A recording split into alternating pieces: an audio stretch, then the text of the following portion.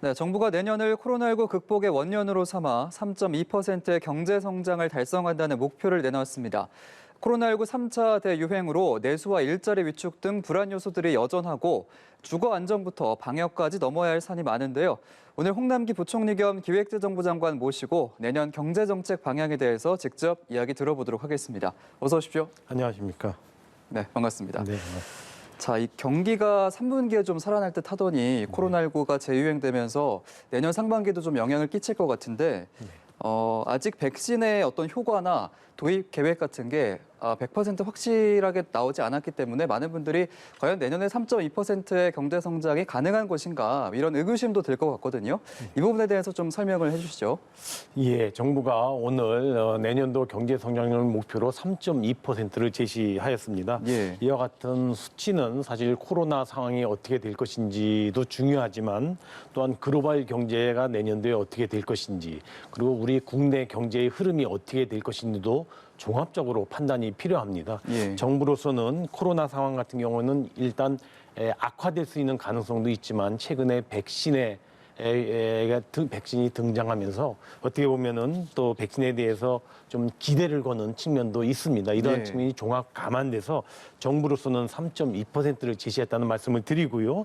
특히 국제기구라든가 IB 기관들이 내년도 세계 경제가 내년도 한 4% 내지 5% 정도 성장할 것이라는 그런 전망도 같이 고려를 했고 특히 우리 국내 경제의 경우에는 비록 내수 또는 이 소비가 좀 어려움을 겪고 있지만 투자라든가 수출은 상당 부분 개선 흐름을 이어가고 있어서 이러한 측면을 모두 종합 감안하여 설정했다는 말씀을 드립니다. 이런 측면에서 저는 그렇게 낙관적인 숫자는 아니라고 생각하고요. 충분히 달성 가능한 목표라고 생각이 됩니다.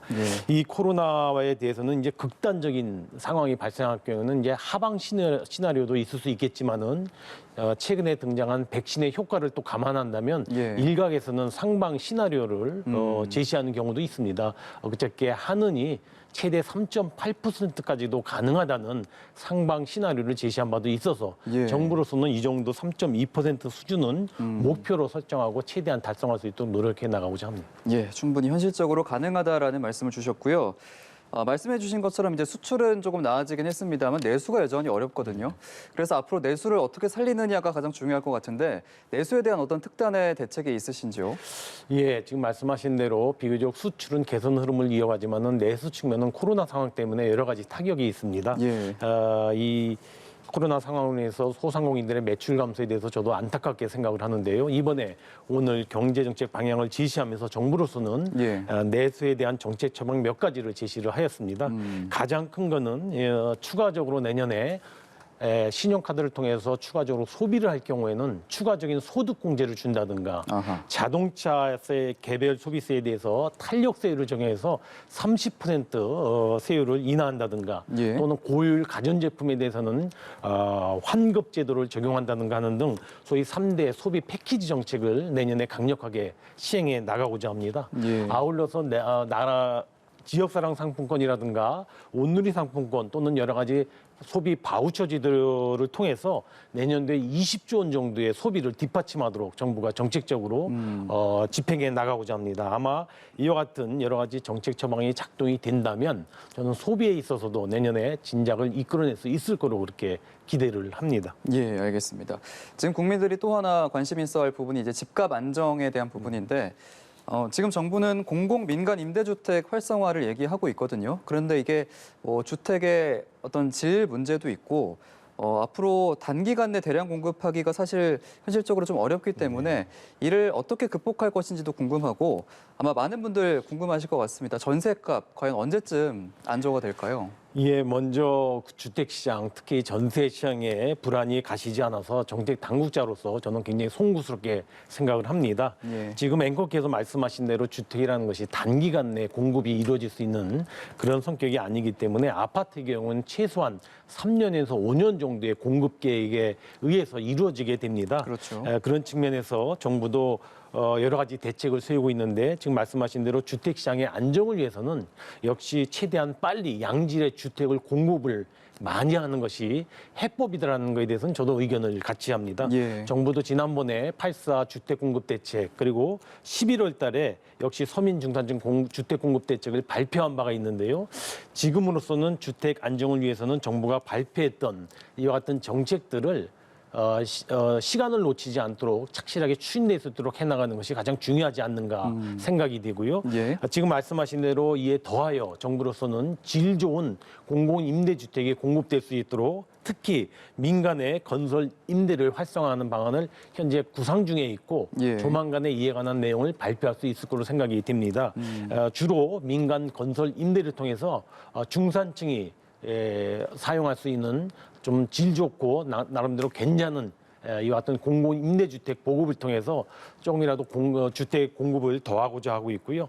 특히 역세권에 여러 가지 주택 수요가 몰리는 경향이 많습니다. 예. 정부로서도 역세권 등 수요가 많은 도심에 또 주택을 공급할 수 있는 여러 가지 방안들을 추가적으로 강구하고 있다는 말씀을 제가 드립니다. 예, 알겠습니다. 하루빨리 좀 집값이 안정이 됐기를 바라겠습니다. 저희가 참 오랜만에 모시고 기분 좋은 얘기만 해야 되는데 네. 어제 이제 11월 고용 동향에서 나왔듯이 이제 외환위기 이후 최장 기간 이제 9개월째 고용 위축도 이어지고 있거든요. 특히 이제 20대에서 40대 사이 젊은 세대 감소세가 두드러진 상황인데 앞으로 이제 코로나19 재유행으로 인해서 계속 일자리 타격이 될 텐데 네. 내년에 어떤 계획이 있으신지도 궁금하고요. 특히 이제 40대를 위한 특단의 대책이 준비되셨다고 들었거든요. 설명 부탁드리겠습니다.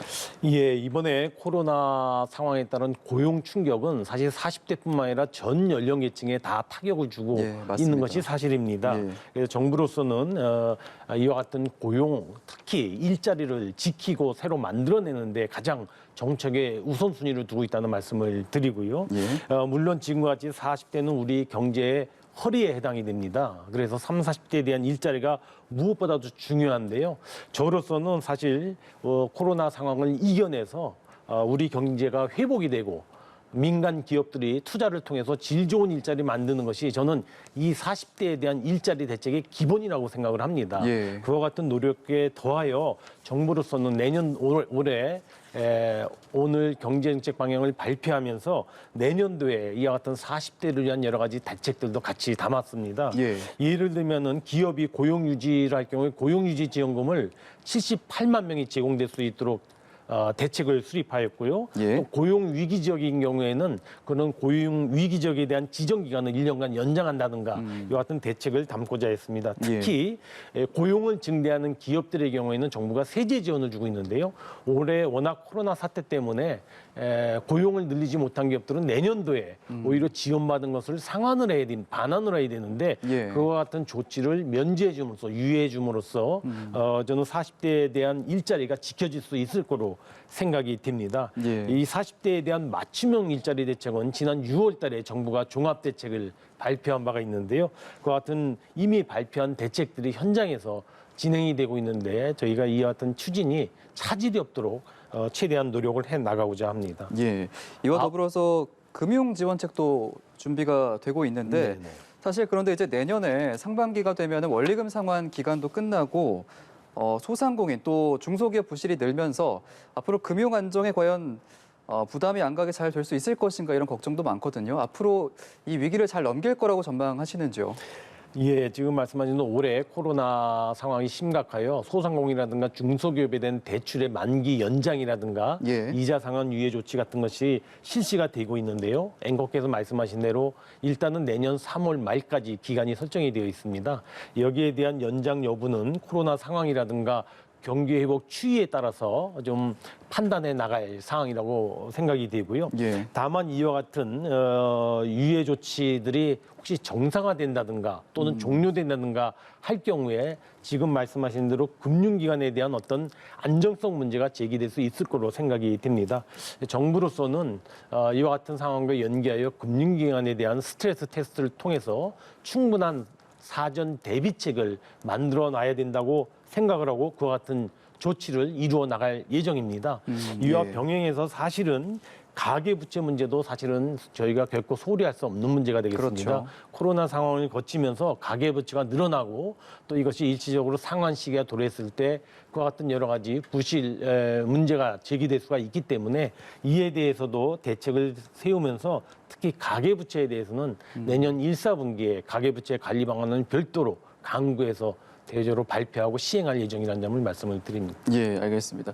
일자리 안정과 금융 안정에 대한 대책을 들어봤고요. 지금 또 문제가 되는 거는 고령화와 저출산 문제인데 사실 그동안 정부에서 많은 돈을 썼는데 그만큼 성과가 없었다라는 네. 지적이 있어서 내년에는 어떤 대책이 있는지 들어보고 싶고요.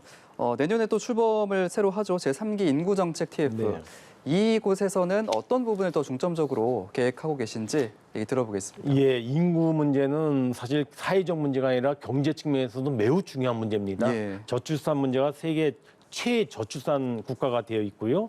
또 우리나라는 지금 생산 가능 인구도 줄어들어서 경제적 측면에서도 그 문제의 심각성이 늘어나고 있습니다.